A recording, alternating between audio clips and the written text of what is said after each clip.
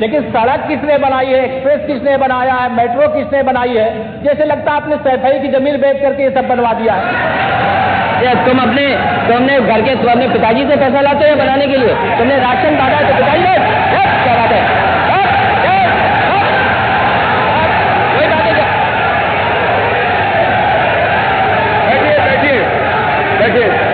अभी बैठे राजेश जी, अभी बैठे सब लोग, बैठे अभी बैठे, अभी बैठे सब लोग, नेम जी बैठे, राजीव बैठो।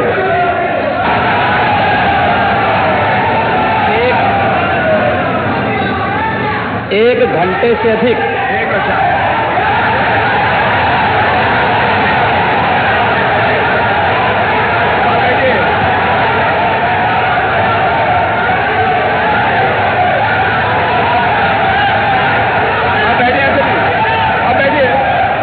माननीय अध्यक्ष जी, नेता सदन खड़े हैं माननीय, आप अनुमति दे चुके हैं, उसके बाद ये शोर शराबा ठीक नहीं है, ये उचित बात नहीं। अध्यक्ष जी, 1 घंटे से अधिक पूरा सदन माननीय नेता प्रतिपक्ष को सुनता रहा।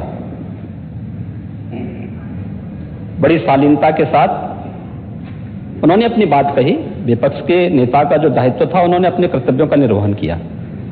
हम लोगों ने सुना। इस सदन में और सरकार के उप मुख्यमंत्री अपनी बात को रख रहे हैं, बीच में रनिंग कमेंट्री का मतलब क्या है? और दूसरा, एक सम्मानित नेता के खिलाफ असभ्य शब्दों का प्रयोग हो, तो शब्द का प्रयोग हो, तो ठीक नहीं है। और मैं बड़ी विनम्रता से कहूंगा नेता प्रतिपक्ष को कि आपको इतना उत्तेजित नहीं होना चाहिए। देखिए, सफाई की बात नहीं कर रहा हूं मैं, सवाल सफाई का नहीं है। देखिए, हम लोग भी जो विकास कार्य करा रहे हैं, या आपकी सरकार के समय जो विकास कार्य हुए होंगे, ये हमारी ड्यूटी थी। सरकार होती है और हर सरकार को अपनी उपलब्धि को कहने का अधिकार है।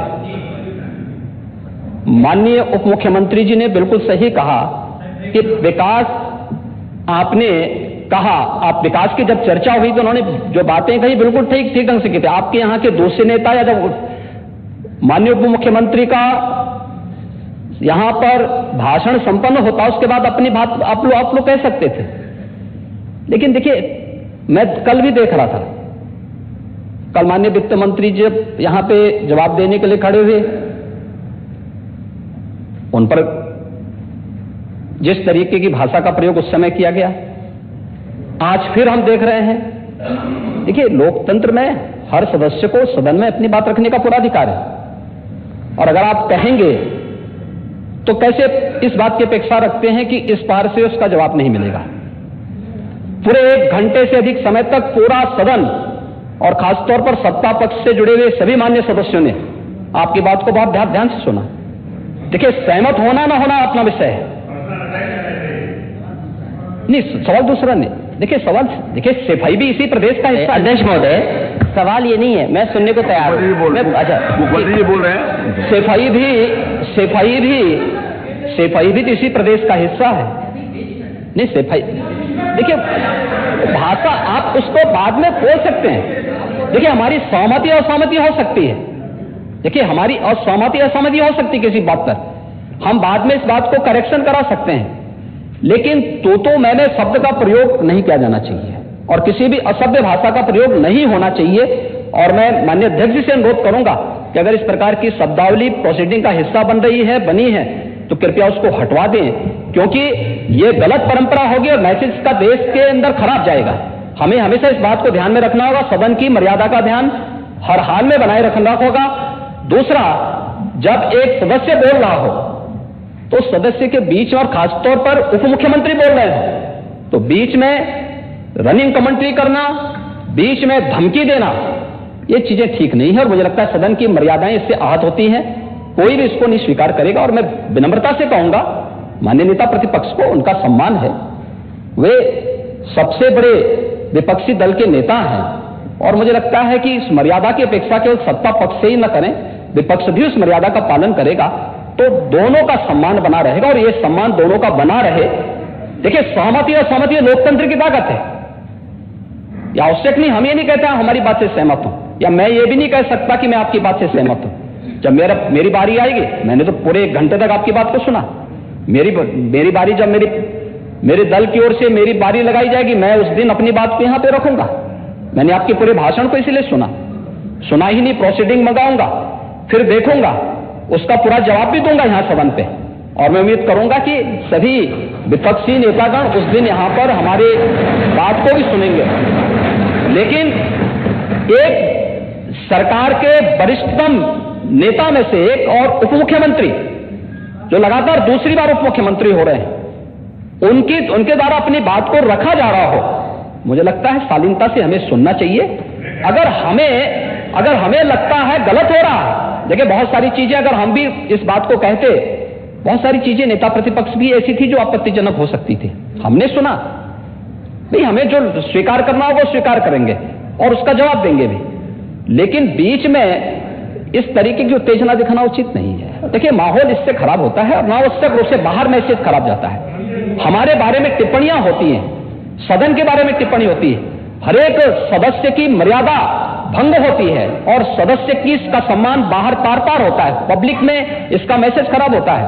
और इस प्रकार की शब्दावली का प्रयोग न हो, और अगर ये तो शब्द का प्रयोग हुआ है तो मैं आपसे अनुरोध करूंगा कि कृपया इसको सदन की प्रोसीडिंग का हिस्सा कतई न बनाने दिया जाए, क्योंकि ये आने वाले समय में नजीर बनेगा। फिर यही होगा जो इससे पहले इस सदन में होता रहा है, उस चीज को हर हाल में रोकना होगा। और मैं आपसे विनम्र अनुरोध करूंगा कि ये रनिंग कमेंट्री, बीच में धमकी देना, ये चीजें बंद होनी चाहिए। अच्छा होगा कि धन्यवाद। अध्यक्ष महोदय, जो बात अगर नेता सदन ने कहा कि कोई अनपार्लियामेंट्री लैंग्वेज या वर्ड्स आए तो उनको निकाल दिया जाए, मैं भी सहमत हूं। लेकिन मेरा अध्यक्ष महोदय वही निवेदन ये भी है कि किसी को पर्सनल नहीं कहा जाना चाहिए।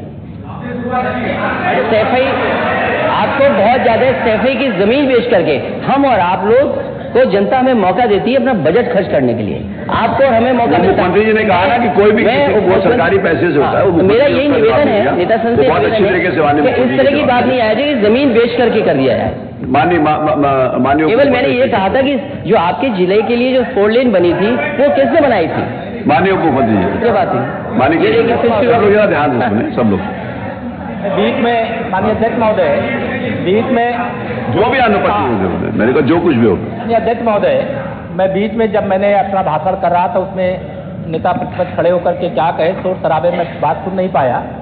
लेकिन जो मेरे कहने का एकमात्र तात्पर्य है कि उत्तर प्रदेश की जनता की सेवा के लिए जनता ने आपको नकार दिया है और भारतीय जनता पार्टी को लगातार स्वीकार किया। आपको ये 5 साल सत्ता में नहीं रहे, आगे 5 साल के लिए फिर विदा हो चुके हैं। 2027 में चुनाव आएगा, मैं तो यह मानता हूं कि फिर कमल खिलेगा, फिर आपका अभी कोई भविष्य इस समय नहीं है। लेकिन सड़क किसने बनाई है, एक्सप्रेस किसने बनाया है, मेट्रो किसने बनाई है? जैसे लगता है आपने सैफई की जमीन बेच करके ये सब बनवा दिया है। तुमने घर के अपने पिताजी से पैसा लाते हैं बनाने के लिए, तुमने राशन काटा तो पिताजी ने क्या बात है।